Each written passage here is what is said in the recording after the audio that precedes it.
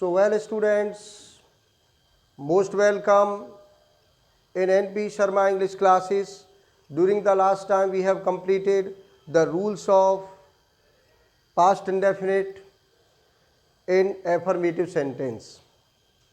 We have completed the rules of present indefinite and now we are continue past indefinite tense and we have completed the rules of affirmative of past indefinite tense. Now we are going to start the rules of past indefinite negative. तो students आज हम negative की बात करेंगे, negative पर आ गए हैं हम और आप अपनी नोटबुक निकालिए और तैयार हो जाइए फिर एक बार उनको नोट करने के लिए सभी इंपॉर्टेंट नियम को। तो नेगेटिव के जो रूल्स था हमारा उसको नोट कर लीजिए और उसी क्रम में आप कंटिन्यू करते जाइए अपने नोट्स में। तो एक्टिव और पैसिव डाल दीजिए और नेगेटिव का रूल लिख दीजिए, सब्जेक्ट प्लस डिड आएगा प्लस नॉट और वर्ब की फर्स्ट फॉर्म। अब वर्ब की आपकी फर्स्ट फॉर्म आएगी, जबकि एफर्मेटिव में सेकंड फॉर्म थी। तो याद रखिए डिड के साथ हमेशा क्या आएगी, फर्स्ट फॉर्म आएगी। तो फर्स्ट फॉर्म आ गई, आपका ऑब्जेक्ट आ गया, ये आपका पैसिव का नियम हो गया, ऑब्जेक्ट आ गया, फिर हेल्पिंग वर्ब वॉज वेयर हो गई, plus not plus third form of the verb हो गई, प्लस बाई प्लस सब्जेक्ट। बिल्कुल ठीक, नियम नोट हो गया हमारा। एग्जाम्पल लेते हैं, एग्जाम्पल हम हिंदी में ले रहे हैं जिससे आपको समझ में आने में कोई दिक्कत न हो। जैसे मान लीजिए माली ने बाग में मुरझाए हुए फूलों को एकत्रित नहीं किया। अब यहाँ पर ये देखना है, सबसे पहले आपको देखना है कि इसमें वर्ब कौन सी है। जब आप एक्टिव से पैसिव बनाएंगे तो सबसे पहले क्या पिक आउट करोगे, वर्ब को पिक आउट करोगे। तो इसमें वर्ब है हमारी एकत्रित करना, क्योंकि ये पहचान में हम पहले बता चुके हैं कि जो मेन वर्ब होती है सेंटेंस की हिंदी वाक्य में वो सबसे अंत में आती है। तो एकत्रित करना हमारी वर्ब हो गई, ये नेगेटिव हो गया, ये आपको पता है। क्या एकत्रित नहीं किया, क्या एकत्रित नहीं किया, मुरझाए हुए फूलों को, ये आपका हो गया डायरेक्ट ऑब्जेक्ट। किसने नहीं किया, माली ने, ये आपका हो गया सब्जेक्ट और बाग में ये हो गया आपका नाउन कम्प्लीमेंट। अब बना लीजिए, इसमें सब्जेक्ट भी है, ऑब्जेक्ट भी है, एक्टिव में भी बनेगा और पैसिव में भी बन जाएगा। तो बना दीजिए, नोट करते जाइए। The gardener did not, verb की फर्स्ट फॉर्म लाइए, कलेक्ट या असेंबल जो भी ला रहे हो, मुरझाए हुए फूलों को ऑब्जेक्ट को ले आइए, द वेदर्ड फ्लावर्स ले आइए या फेडेड फ्लावर्स ले आइए, the faded flowers in the garden, ये कम्प्लीमेंट आ गया, ये आपका सब्जेक्ट हो गया, ये हेल्पिंग वर्ब हो गई, मेन वर्ब हो गई, ये पूरा आपका ऑब्जेक्ट हो गया द फेडेड फ्लावर्स और ये आपका कम्प्लीमेंट हो गया। ठीक, अब पैसिव में आ जाइए। पैसिव में क्या हो जाएगा आपका, इसमें ये था यहाँ से लेकर के और यहाँ तक ऑब्जेक्ट था। तो द फेडेड फ्लावर्स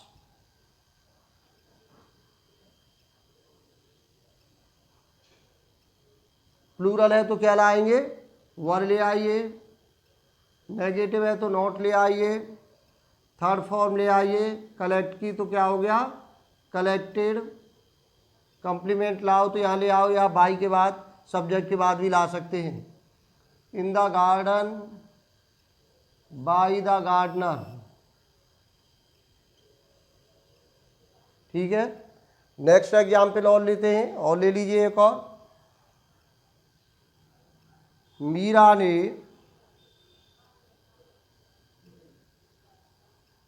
अपने भाई को निमंत्रित नहीं किया। मीरा ने अपने भाई को निमंत्रित नहीं किया, वर्ब हो गई निमंत्रित करना, किसको, अपने भाई को, इनडायरेक्ट ऑब्जेक्ट हो गया, किसने, मीरा ने, सब्जेक्ट हो गया। ठीक है, सब्जेक्ट है, ऑब्जेक्ट है, मेन वर्ब है, एक्टिव में बन जाएगा, पैसिव दोनों में बन जाएगा। तो मीरा डिड नॉट, वर्ब ले I first form invite her brother, ये आपका ऑब्जेक्ट है, पैसिव में हो जाएगा हर ब्रदर, सिंगुलर है तो क्या लाओगे, वॉज लाओगे, फिर नेगेटिव है तो नॉट ले आइए, नॉट इनवाइटेड बाई मीरा।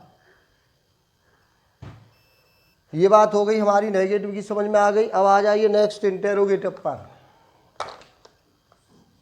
तो इंटेरोगेटिव में आज हम दोनों प्रकार के एग्जाम्पल पढ़ेंगे, फर्स्ट काइंड और सेकंड काइंड, दोनों ही प्रकार के हम पढ़ेंगे। इसमें हु वाले भी पढ़ेंगे और हुम वाले भी, और वर्बल वाले भी पढ़ेंगे जो क्या से शुरू होंगे। तो पहले हम रूल्स लिख लेते हैं इसका। रूल्स नोट कर लीजिए आप।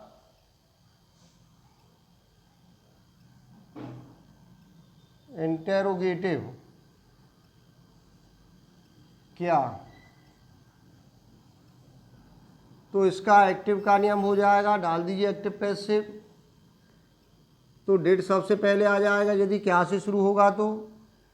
उसके पश्चात आ जाएगा सब्जेक्ट प्लस नॉट है तो नॉट, प्लस वर्ब की first form, plus object, plus question mark, complement question mark, जो भी होगा। पैसिव में आपका हेल्पिंग वर्ब हो जाएगी, वॉज वर्ब हो जाएगी, प्लस ऑब्जेक्ट आ जाएगा, नेगेटिव है तो नॉट आ गया आपका, प्लस वर्ब की थर्ड फॉर्म आ गई, plus by, plus subject, plus question mark. अब एग्जाम्पल लेते हैं, जैसे क्या किशोर ने अपने घनिष्ठ मित्रों को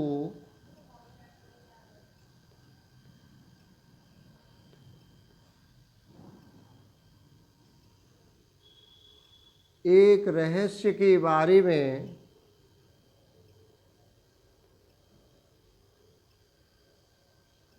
अवगत कराया। ठीक है, समझ लिए सेंटेंस को। क्या किशोर ने अपने घनिष्ठ मित्रों को एक रहस्य के बारे में अवगत कराया। अवगत कराना, बताया, वर्ब हो गई आपकी, ये वर्ब हो गई। ये आपका वर्बल इंटरोगेटिव हो गया, क्या से शुरू हो रहा है। सब्जेक्ट हो गया किशोर, किसने अवगत कराया, किशोर ने, ये आपका सब्जेक्ट हो गया। क्या अवगत कराया, एक रहस्य के बारे में, किसको, अपने घनिष्ठ मित्रों को, ये आपका इनडायरेक्ट ऑब्जेक्ट हो गया, ये आपका इनडायरेक्ट ऑब्जेक्ट हो गया, ये आपका सब्जेक्ट हो गया। सब्जेक्ट ऑब्जेक्ट दोनों है, एक्टिव भी बनेगा और पैसिव भी बनेगा। तो बना दीजिए आप फटाफट इसे। तो ये हो गया डिड, किशोर अवगत कराना की अवेयर ले आओ, टेल ले आओ, जो भी हो, टेल। ऑब्जेक्ट ले आओ अपने घनिष्ठ मित्रों को, तो did Kishore tell his close friends एक रहस्य के बारे में, about a mystery, question mark लगा दीजिए। पैसिव में आ जाइए, आपका ऑब्जेक्ट कौन सा है, हिज क्लोज फ्रेंड, अपने घनिष्ठ मित्रों को। तो हिज क्लोज फ्रेंड्स प्लूरल है तो क्या लाओगे, सबसे पूर्व वर लाओगे, वर हिज क्लोज फ्रेंड्स। नेगेटिव है नहीं तो नॉट आ जाता, थर्ड फॉर्म ले आइए, टोल्ड, कॉम्प्लीमेंट को ले आइए, अबाउट ए मिस्ट्री बाई किशोर। ठीक, हु, होम और हुज। ठीक है, ध्यान से समझ लेना। इसके मीन्स होता है कौन या किसने, इसके मीन्स होता है किसको, और इसके मीन्स होता है किसका, किसकी, किसके। इसके माने ये आपका सब्जेक्ट के फॉर्म में है, ये आपका ऑब्जेक्ट के फॉर्म में है, ये आपका पजेसिव के फॉर्म में है। चलो ये मान लेते हैं ये आपका नॉमिनेटिव केस है, ये ऑब्जेक्टिव केस है, ये आपका पजेसिव केस है।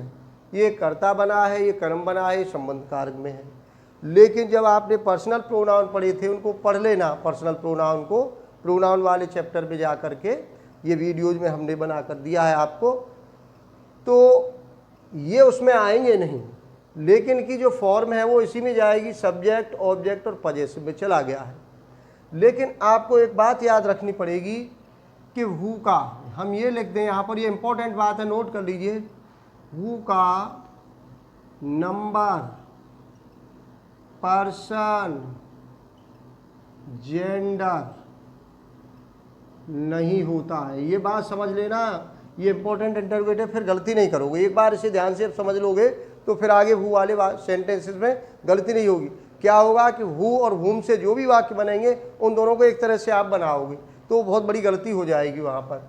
तो दोनों में अंतर है, इससे इसका सेंटेंस अलग तरह से पैसिव में जाएगा और इसका अलग तरह से पैसिव में जाएगा। तो पहले आप हु को समझ लीजिए। हम कह रहे हैं कि हु का नंबर, पर्सन, जेंडर नहीं होता है। नंबर से मतलब है वचन। आप कहोगे कि हु एक वचन है या बहुवचन है। अब मान लीजिए हु आपका ये सब्जेक्ट बनकर आ गया। मान लीजिए ये सेंटेंस मैं लिख दूं यहाँ पर, कौन तुमको पढ़ाता है, ठीक है। अब आप कहोगे कि कौन सिंगुलर है या प्लूरल है। सिंगुलर है तो मैं वर्ब में SIS लाऊंगा, प्लूरल है तो SIS नहीं लाऊंगा। तो आप याद रखिए, ये सिंगुलर भी है, प्लूरल भी है, इसका कोई भी डेफिनेट नंबर नहीं है। इसके साथ आर भी आ सकता है, इज भी आ सकता है, हैज भी आ सकता है, हैव भी आ सकता है। अब आप कहोगे कैसे? जैसे मान लीजिए हम सेंटेंस लें कि कौन तुमको पढ़ा रहा है, कौन तुमको पढ़ा रहा है। तो आपको जिस तरह का सेंस लग रहा है सेंटेंस में, आपको लग रहा है कौन तुमको पढ़ा रहा है, सिंगुलर जैसा लग रहा है, तो हु के साथ इज ले आइए, हु इज टीचिंग यू। कौन तुमको पढ़ा रहे हैं, हु के साथ आप आर ले आइए, दोनों करेक्ट हैं। ये बात बिल्कुल तय है, इसका कोई डेफिनेट नंबर नहीं है। तो बात समझ में आ गई।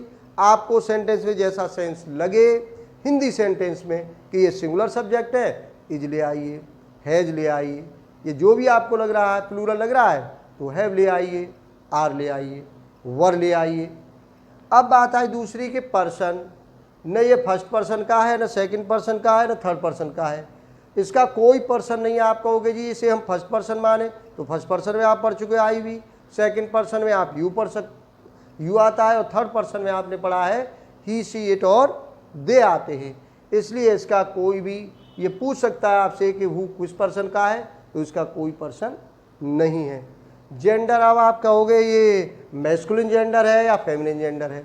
स्त्रीलिंग में लाएं इसे हु को या पुल्लिंग में लाएं, क्योंकि हु के साथ अपना की अंग्रेजी आए। जैसे कौन अपना पाठ याद कर रहा है, तो हु के साथ क्या आ रहा है, हिज आ रहा है। कौन अपना पाठ याद कर रही है, हु के साथ क्या आ रहा है, हर आ रहा है। कौन अपना पाठ याद कर रहे हैं, हु के साथ क्या आ रहा है, देयर आ रहा है। मतलब हु प्लूरल भी बना है, और हु जेंडर में जाए तो मैस्कुलिन भी बना है और फेमिनिन भी। तो इसके माने अब बात समझ में आ गई कि हु का कोई भी नंबर, पर्सन, जेंडर नहीं होगा। हु को आप एक वचन में प्रयोग कर लें चाहे बहुवचन में कर लें, चाहे इसे स्त्रीलिंग मान लें या पुल्लिंग मान लें। आप ये आप सेंटेंस के कंडीशन को देखते हुए वहाँ पर प्रयोग करेंगे। और जब इंग्लिश में आपको सेंटेंस तो वहाँ देगा एक्टिव से पैसिव बनाने को, तो आपको इसमें जाने की ज़्यादा ज़रूरत नहीं पड़ेगी। वहाँ पर वो चाहे वो के साथ दियर लिख रहा है या हर लिख रहा है या हिज लिख रहा है, वो वहाँ पर लिखा है, वही आपको लिख देना है। लेकिन मैं बात कर रहा हूँ कि हिंदी सेंटेंस में यदि ऐसी कंडीशन है, स्टोरी हिंदी टू इंग्लिश बना रहे हैं, या किसी हिंदी सेंटेंस में कौन आ रहा है उसके साथ अपना आ रहा है, आपको स्त्रीलिंग जैसा लग रहा है तो हर ले आइए, कौन अपना पाठ याद कर रही है, और पुल्लिंग जैसा लग रहा है तो हिज ले आइए, प्लूरल लग रहा है तो देयर ले आइए कि कौन अपना पाठ याद कर रहे हैं। तो ये बात याद रखिए दिमाग में। करेक्शन में भी इस तरह की चीज़ें पूछ सकता है। तो अब हम इसके एक्टिव से पैसिव भी बनाएंगे हु के, क्योंकि ये सब्जेक्ट है, ये इंपॉर्टेंट नियम है।